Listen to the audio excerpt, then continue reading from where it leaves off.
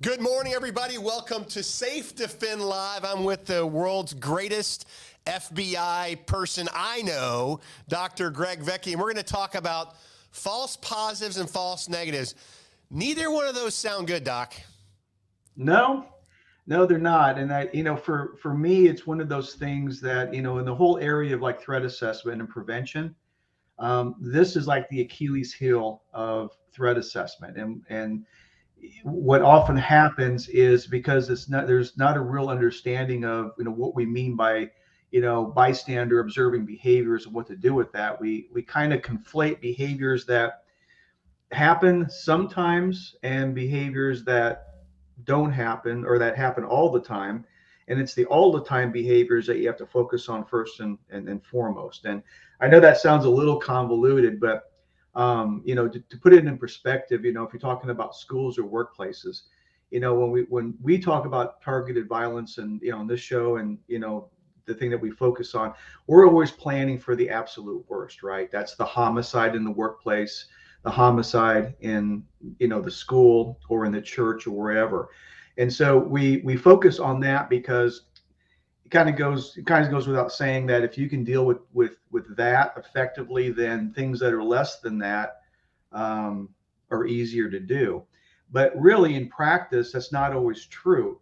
The real threat of targeted violence, if you really want to look at the numbers, is going to be kids getting into fights. Meet me after school. I'm gonna beat you up. I'm gonna kick your butt. Or you have skirmishes in the workplace. Over things, and they get into a shoving match, or you get into whatever. And so you'll still hear things like concerning things, right? Like, for example, I'm gonna beat him up, or I wish that guy was dead. And saying things that obviously are concerning. Okay. Well, in the threat assessment, if you're looking, at how we actually do it, right? Even if it's not, if it was just a joke or whatever, you still got to go after it, right? You still got to investigate it, right? But one of the things that is a problem in the false negatives and false positives is a false negative is where you think the person is not going to be violent, and he is, right? Um, and you think that he is going to be violent, and he's not. So false negative, false positive. It's kind of a goofy, nerdy term, but that's kind of what it means. But what it means for us is being able to determine, is this person really going to be violent? That's what we're bottom line we're trying to do on prevention. And if we look at things like, for example, profiling someone, we only look for males, or we only look for a certain race or a certain socioeconomic class or a certain type of person, that's going to get us into trouble, right? Yep. Because profiling does not work, because you got to look at each case. Each individual is different. Each individual has their problems and their frustrations, and although it might all be considered a grievance, which we always talk about, there's a lot of differences as to the grievance and whether or not that grievance is bad enough or intense enough to really resort to the actual violence. And so, when you're talking threat assessment, one of the things we have to look for is you're asking the question, is this person really going to be violent? When you hear concerning, behavior, you observe it, someone tells you, I'm going to hurt this guy, I'm going to kill that guy. Okay. Well, you don't know until you start the investigation. So we all know that, right? So I don't think there's any problem with that. But when they get into it, we have to make a distinction between, are we talking about someone who's just making a threat? Lots of people make threats, especially kids, right? Or are they really posing a threat? And that's the question you got to answer to avoid a false negative or false positive. And so, one of the easy things to do, that really doesn't take any sort of analysis or anything like this, is you ask the person, if there is a concerning behavior, or they say something that's alarming, you got to go talk to them. So the first thing is, you got to go talk to them. If there's witnesses or people that are willing to tell you what they heard or saw, you may want to talk to them first. But the very first step is, we've got to determine, is this a real threat or is it not a real threat? So regardless if it is or isn't, the first step is to go talk to the person if you can, or at least try to get that information. Going through all that, that slide for me, if you would.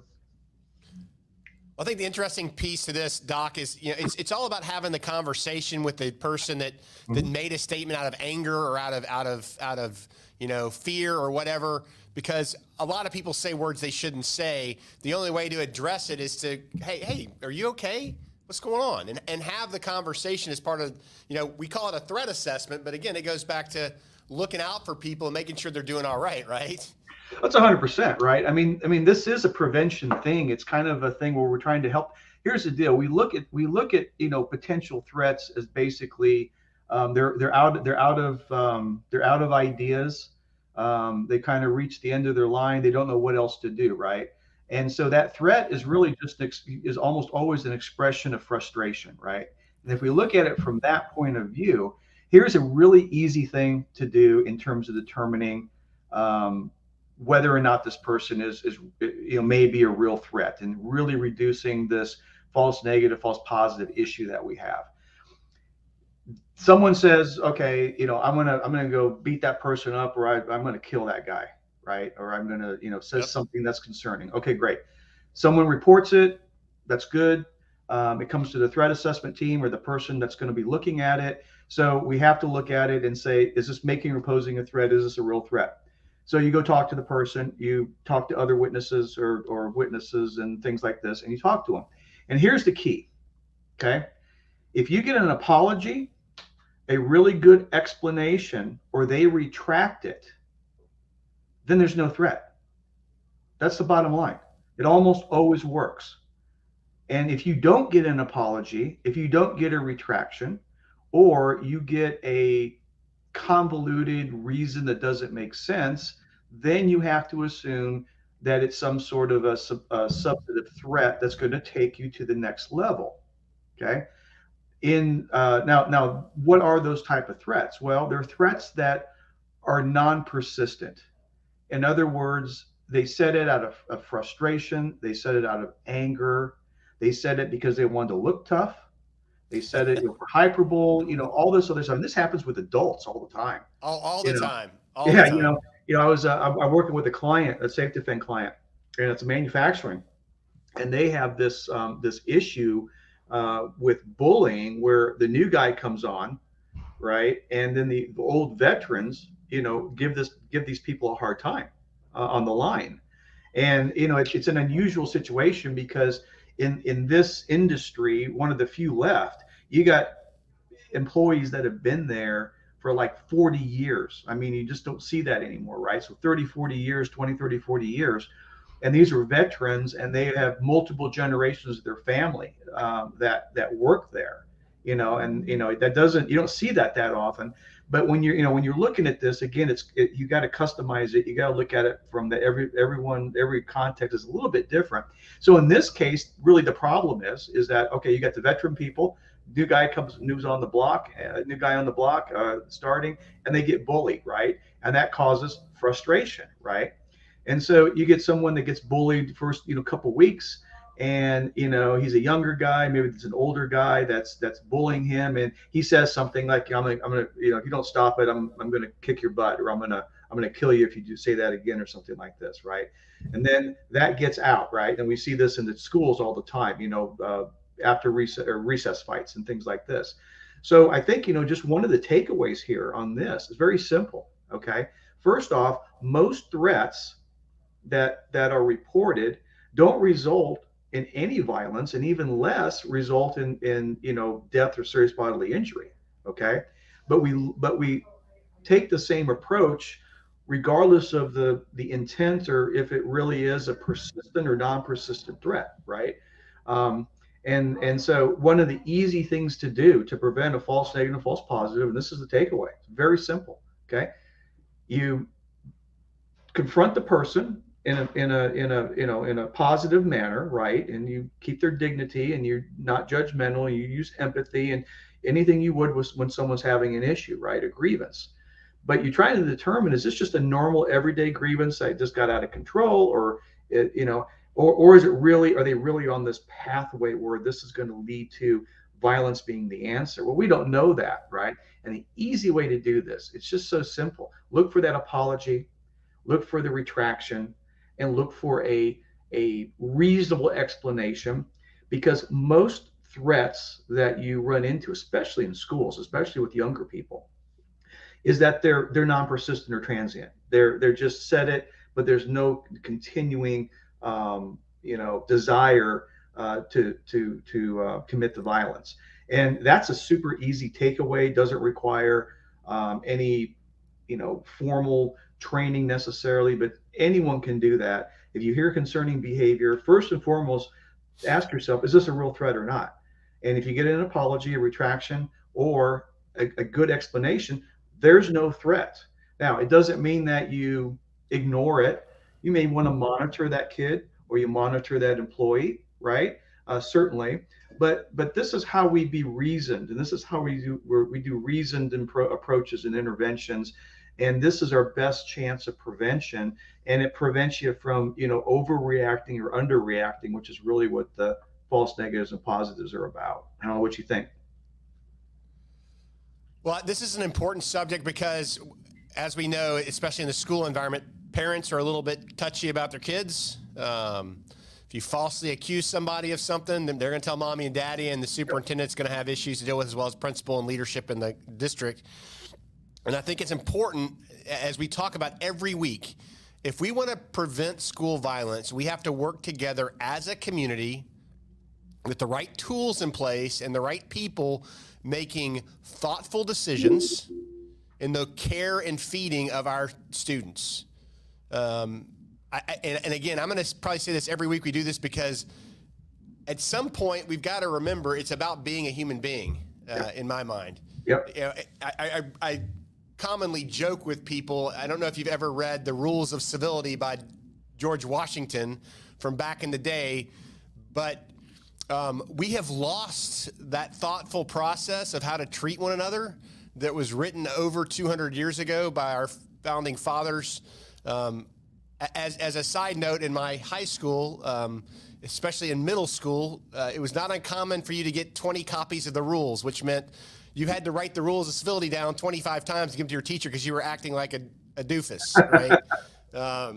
So they're well ingrained into my body. I'm not going to say I wrote many copies, but I wrote enough for it to be ingrained into who I am today. And with that, you want to do something that costs nothing to be safe in your school, start treating people civilly, right? Find solutions when there's a grievance, address it at the earliest point. And this goes for our teachers, our parents, our children. If you see somebody misbehaving in the hall, have a conversation. Right. I mean, my kids grew up in a high school where it was not uncommon to have an all-out brawl in the hallways on a weekly basis. And it wasn't the boys fighting, which never ceased to amaze me. Like, good God, these girls are beating the crap out of each other.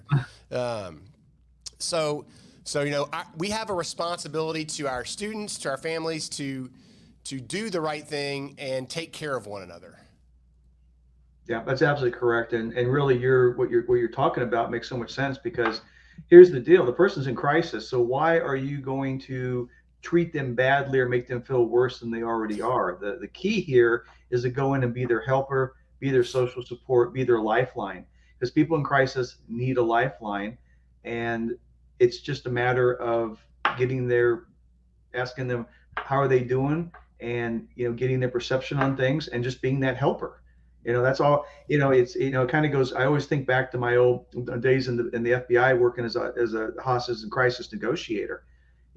My opening line was always, "Hi, I'm Greg with the FBI. Are you okay?" And it's that helpful approach, regardless if you're dealing with a really bad person, terrorist, child molester, whatever. You treat them with dignity, and that always results in, or almost always results in, positive outcomes. To the tune of well into the 94% range in law enforcement situations. So all I'm doing here is just trying to use that approach or that theory, and just applying it to everyday people, because it works. It works in hostage negotiation, against a terrorist. It's going to work against a kid in the school hallway who is threatening someone or someone at work. That's fact. De-escalation is about tone and tempo, right? Yeah. If they're yelling and you're yelling, they're going to yell louder. If you're talking softly and slowly and trying to be helpful, their demeanor will change. I've seen it thousands of times dealing with people throughout my life in different situations. Your tone and tempo really can really change a situation for the positive. Yeah, it's basically the bottom line is it's not what you say, it's how you say it. 100%. Yep. Well, Doc, fabulous meeting today, discussion on false positives and false negatives for our teachers and principals out there. Listen to what we got to say, help make your students better, and thank you for all you do. And if you need any help, we have great training programs and great systems that can help you help your students be better citizens. So with that, Doc and Dave, we are out of here. Have a great weekend.